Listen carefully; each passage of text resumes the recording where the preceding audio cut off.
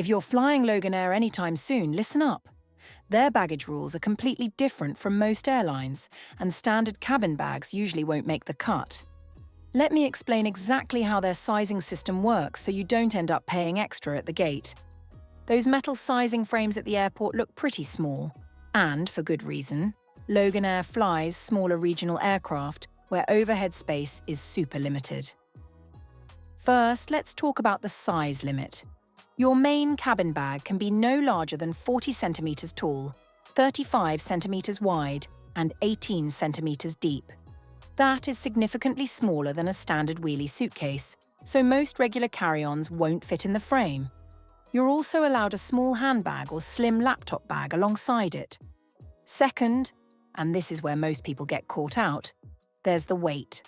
Loganair has a strict maximum weight of just 6 kilograms for your hand luggage. Because regional aircraft are so weight-sensitive, they actually do weigh cabin bags at check-in and boarding. Here's a huge tip. Every Loganair ticket, even their cheapest fare, includes free checked hold luggage, usually 15 kilograms minimum. So if your bag exceeds 6 kilograms, or won't fit into that 40 by 35 by 18 centimeter frame, check it in at the desk before security, rather than trying your luck at the gate.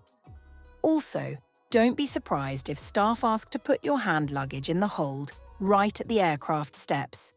On smaller turboprop planes, locker space is so tight they'll often hold-check your bag for free and hand it back to you as soon as you step off the plane. Save yourself the hassle, measure your bag, keep it under 6 kilograms, and make full use of that free checked luggage allowance.